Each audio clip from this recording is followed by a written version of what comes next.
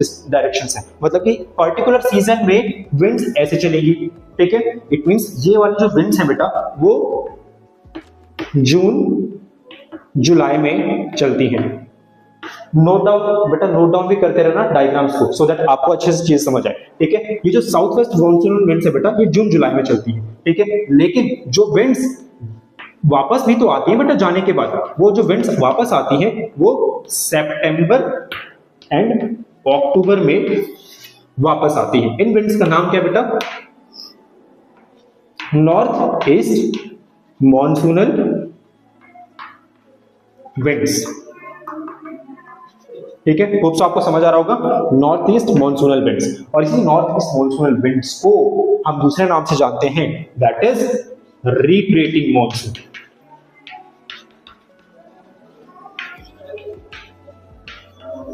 भैया को श्राप मिला है, स्पेलिंग गलत हो सकती है, आप ठीक कर लेना, कोई इशू नहीं। तो जिस तरह से आपने देखा कि साउथ वेस्ट विंड्स का दूसरा नाम है एडवांसिंग मॉनसून, वैसे ही जो नॉर्थ ईस्ट विंड्स है बेटा जो वापस आ रही है अपने साथ, ठीक है, उनका दूसरा नाम क्या है बेटा? Retreating monsoon. तो कंफ्यूज बिल्कुल भी नहीं होना, क्योंकि अब आप लॉजिकली ज्योग्राफी को पढ़ रहे हो, ठीक है। और ये रहे विंड्स, ये साउथ वेस्ट वाला विंड्स, तो इनको एक साथ में ब्रैकेट में डाल देता हूं। अब आपको कोई कंफ्यूजन नहीं होनी चाहिए। अब आपको देखो, मैंने इसलिए बोला था मैं यहाँ पर आज क्वेश्चंस नहीं लिखूंगा, क्योंकि आज इतने सारे डायग्राम है और मुझे डिजिटल बोर्ड की नीड नहीं बेटा। जिस टीचर के पास टैलेंट होगा वो कहीं भी कैसे भी पढ़ा देगा, ठीक है। इसमें मैं अपनी तारीफ नहीं कर रहा हूँ, आपको रियलिटी चेक दे रहा हूँ, ठीक है। मेरे पास नहीं है डिजिटल बोर्ड, बट सिर्फ मैंने भर दिया और आपके ब्रेन में इमेजिन करते हुए आपके पास सारे के सारे डायग्राम आपके ब्रेन में अच्छे से चल रहे होंगे, ओके। थक गया हूँ। चलो सेकेंड पॉइंट, पहला फीचर क्या था बेटा? ये सीजनल रिवर्सल ऑफ मॉनसून का विंड्स है, ठीक है। मॉनसून जो बेटा वो सीजनल रिवर्सल विंड्स होते हैं, पर्टिकुलर सीजन में आते हैं और पर्टिकुलर सीजन में चले जाते हैं, दैट्स इट। जैसे कि जून जुलाई में आए और सितंबर अक्टूबर में वापस जाने की तैयारी कर चुके हैं अपना बोरिया बिस्तर बांध करके। सेकंड, साउथ वेस्ट मॉनसून जो है बेटा वो जून में आती है, और सबसे पहले क्वेश्चन आएगा एक मार्क का, साउथ वेस्ट मॉनसून आने के बाद सबसे पहले कौन सी कोस्ट में या कौन से स्टेट में रेनफॉल लेकर के आती है? तो सबसे पहले नाम आएगा बेटा केरला का, ठीक है। ये रहा केरला। एक मार्क का मैप में आ सकता है कि केरला ही जो है वो स्टेट है जहां पर सबसे पहले साउथ वेस्ट मॉनसून अपना बारिश का जलवा दिखाता है, ठीक है। अच्छा जी, एक मार्क का क्वेश्चन जो आपको रटा हुआ है कि नॉर्थ ईस्ट मॉनसूनल विंड जो बेटा वो कौन सी स्टेट में बारिश लेकर के आती है बेटा? That is Tamil Nadu, that is Tamil Nadu. अब ये आपको अच्छे से याद हो गया है, ठीक है। और ऐसी कौन सी स्टेट है जो साउथ वेस्ट विंड्स के थ्रू अगर वो जाएगी तो वहां पर रेनफॉल नहीं आएगी? That is Tamil Nadu. लेकिन जब मॉनसूनल विंड्स वापस आती हैं, जिसको आप नॉर्थ ईस्ट मॉनसूनल विंड्स बोलते हैं, वो हमारे इंडिया के अंदर रेनफॉल लेकर के आती हैं, दैट इज तमिलनाडु। अब आपको अच्छे से समझ आ रहा होगा 1 मार्क के क्वेश्चंस कैसे बनेंगे। बाकी मैंने स्कूल में आपको ये बताया था कि इंडिया में 400 सेंटीमीटर से ज्यादा रेनफॉल कहां होती है, ओके। आज बहुत ज्यादा गला खराब हो गया है, वो भी इसलिए क्योंकि आज मैं जब स्कूल आ रहा था तो मास्क लगा के नहीं आया था, और मास्क नहीं लगाया तो बहुत ज़्यादा पोल्यूशन होगा और गले में मेरे स्ट्राइक कर चुका है। मेरा गला ज़्यादा कुछ सेंसिटिव है, इट्स ओके, ये तो मेरी ड्यूटी है, बोलना तो पड़ेगा बेटा जी।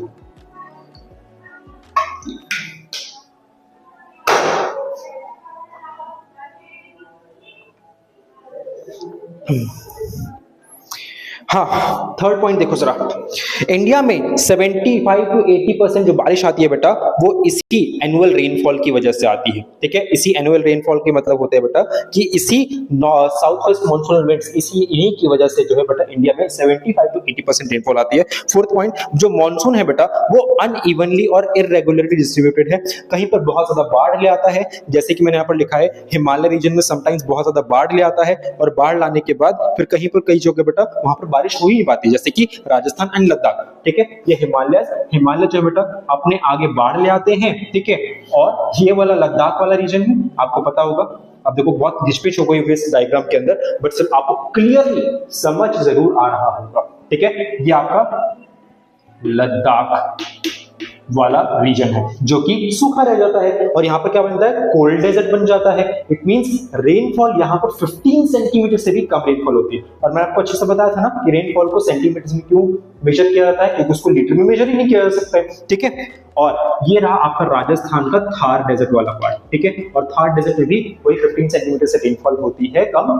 तो आपको अगर क्वेश्चन आता है मैप में लोकेट करने के लिए कि name the reasons having least rainfall than 15 centimetre और 10 सेंटीमीटर, या फिर सबसे ज्यादा कम रेनफॉल कहां होती है, तो लद्दाख और आपको थार डेजर्ट बताइए राजस्थान वाला, ठीक है। और हैवी रेनफॉल कहां होती है, सबसे ज्यादा हैवी रेनफॉल तो आपको पता होना चाहिए, ये रहे आपके वेस्टर्न घाट्स। ये है वेस्टर्न घाट्स, बेसिकली धोबी घाट नहीं होते भाई, घाट्स का मतलब होता है माउंटेन की रेंज, ठीक है। और माउंटेन की रेंज का मतलब है माउंटेन की बहुत लंबी चेन, ठीक है। और माउंटेन की चेन से अपने आगे रेनफॉल करवा लेती है, इसलिए वेस्टर्न घाट में रेनफॉल हो जाता है। और इधर मेघालय के अंदर गारो खासी जयंतिया, ये 3 हिल्स है। अब आपको हिल्स के नाम याद नहीं करने, बट कंसेप्ट याद करना है कि क्यों मेघालय में ही पूरे वर्ल्ड में सबसे ज्यादा बारिश होती है, जो पर 3 हिल्स है। और 3 हिल्स पता है कैसे हैं, बताने दो प्रैक्टिकली करके, ठीक है।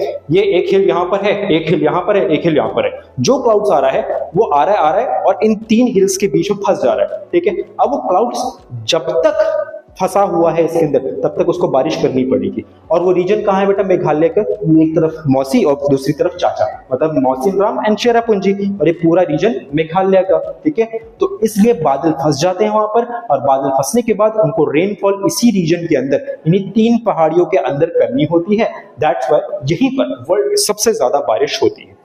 होप सो अब आपको अच्छे से समझ आ रहा होगा क्या रीजन है जहां पर, जिसलिए वेस्टर्न घाट्स की तरफ रेनफॉल होता है सबसे ज्यादा और इस मेघालय की तरफ होता है, ठीक है।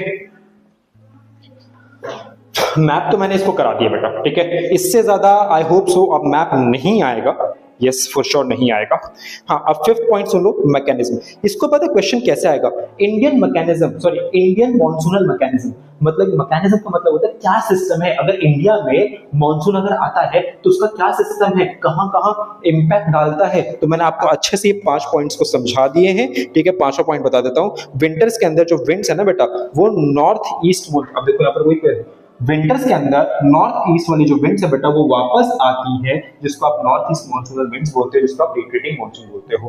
अब आपको चीजें ब्रेन में अच्छे से घूम रही होंगी, अब आप चीजों को समझ भी रहे होंगे, और समझने के साथ साथ अब मैप पे एकदम अच्छे से लोकेट भी कर सकते हो, ठीक है। थोड़ा आराम से वीडियो को देखना, अगर ना समझ आए थोड़ा पीछे जाओ, रिवर्स करो, उसके बाद फिर देखो, शायद वो आपके दिमाग में स्ट्राइक कर जाए, ओके।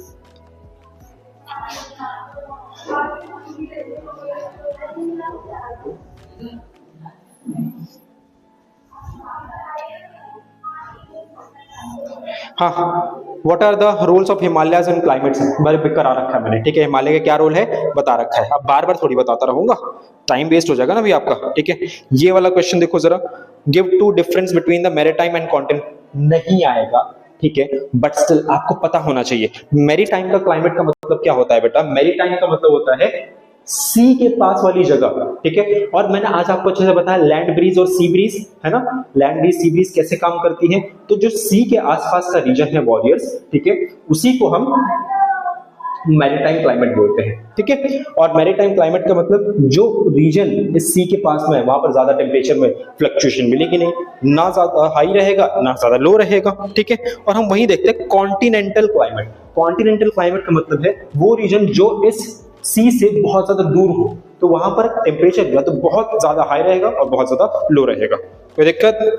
एक एग्जांपल देखो, मैरीटाइम क्लाइमेट मतलब कि मुंबई वाला, ठीक है। और कॉन्टिनेंटल क्लाइमेट देखो दिल्ली वाला। दिल्ली में गर्मी पड़ती है तो बहुत भयंकर गर्मी पड़ती है, और सर्दी पड़ती है तो भयंकर गर्मी सर्दी पड़ती है। बट मुंबई में देखो जेठालाल को हाफ शर्ट है, मस्त बिंदास करता हुआ जाएगा, ठीक है। इसका मतलब वहां पर ना ज्यादा सर्दी पड़ती है ना ज्यादा वहां पर गर्मी पड़ती है।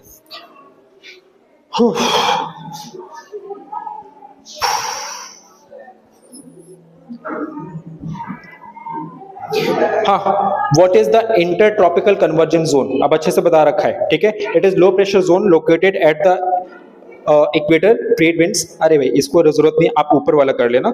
और what are the burst of monsoon, types of cyclones वैसे नहीं आएगा, नो इश्यू, ठीक है, बट स्टिल मैंने आपको साइक्लोन एक अच्छे से बता दिया था कि किस तरह से यूरोप के अंदर साइक्लोन आता है जिसको हम वेस्टर्न डिस्टर्बेंस बोलते हैं, और वही साइक्लोन जो है वो इंडिया में एंटर कर जाता है, जिसकी वजह से सर्दियों में इंडिया में बारिश आती है, जैसे कि हिमाचल प्रदेश, पंजाब, हरियाणा, दिल्ली, इन जगहों पे बहुत तगड़ी बारिश आ जाती है, ठीक है, सर्दियों के टाइम पे, और बहुत सारे लोगों की फसलें भी खराब हो जाती हैं। अगर आप अपने पेरेंट्स से पूछोगे ना तो वो आपको बताएंगे किस तरह से कितनी फसलें बर्बाद हो जाती हैं सर्दियों में, जो अचानक से रेनफॉल आ जाती है। इस बार इस सीजन में रेनफॉल नहीं आई है बेटा सर्दियों के अंदर, ठीक है, क्योंकि क्लाइमेट में चेंजेस मिल रहे हैं।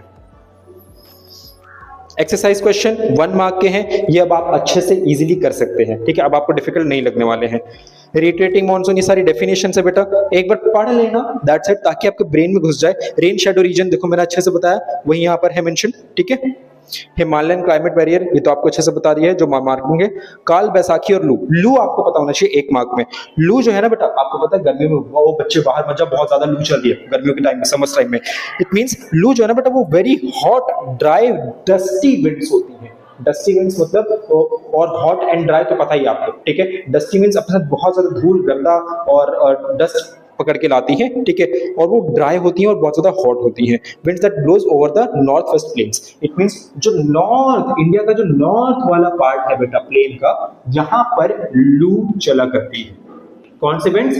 लू चला करती है, इसको हम बोलते हैं लोकल विंड। लोकल क्यों बोलते हैं? क्योंकि पर्टिकुलर लोकेलिटी में चल रही है, इसीलिए हम इसको लोकल विंड्स बोलते हैं। ओरोग्राफिक रेनफॉल, भाई आजा सीधा, ओरोग्राफिक रेनफॉल करा रखा है मैंने अब आपको, ठीक है, अच्छे से समझ आ गया है। और नॉर्थ ईस्ट मॉनसून सब अच्छे से बता दिया, क्लाइमेट, वेदर सब करा दिया भाई।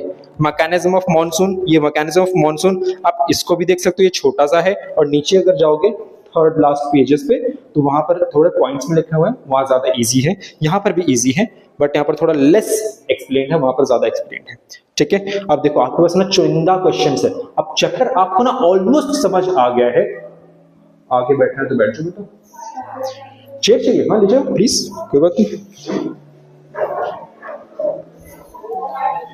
और वेदर, क्लाइमेट सब हो गया, आ जाओ, ले जाओ, कोई बात नहीं। हाँ ये वाला, बच्चे 5 मिनट के अंदर भाग रहे थे ना बेटा, वो उनके क्वेश्चंस कुछ ये वाले छूटे थे, ठीक है। मैं क्वेश्चन पढ़ता हूँ, देखो ये वाले क्वेश्चंस हैं, यहाँ पर आना, ये रंग बिरंगे तुमको क्वेश्चंस दिखेंगे, दिस वन जूम कर देता हूँ, ये वाले अपने नोट्स में ओपन करो। Which part of India does receive rainfall during the southwest monsoon season? कौन से पार्ट में जो बेटा does not receive the rainfall, कौन सा पार्ट जो है इंडिया का वो रिसीव नहीं कर पाता rainfall during the southwest monsoon? तो आप इसको अच्छे से देख पा रहे हो, ये साउथ वेस्ट विंड्स हैं और ये तमिलनाडु है, तमिलनाडु को वेस्टर्न घाट घेर चुका है और तमिलनाडु में रेनफॉल नहीं होती, ठीक है, easy. Why do coastal areas have moderate climate and interior areas have extreme climate? Coastal region के पास मॉडरेट क्लाइमेट क्यों होता है? आपको अच्छे से पता है, ये कोस्टल रीजन के पास मॉडरेट क्लाइमेट क्यों होता है, अब आपको अच्छे से पता है। और इंटीरियर में बहुत ज्यादा एक्सट्रीम क्लाइमेट, मतलब हायर गर्मी और बहुत ज्यादा गर्मी और बहुत ज्यादा ठंडी क्यों पड़ती है, अब आपको अच्छे से पता है, ठीक है।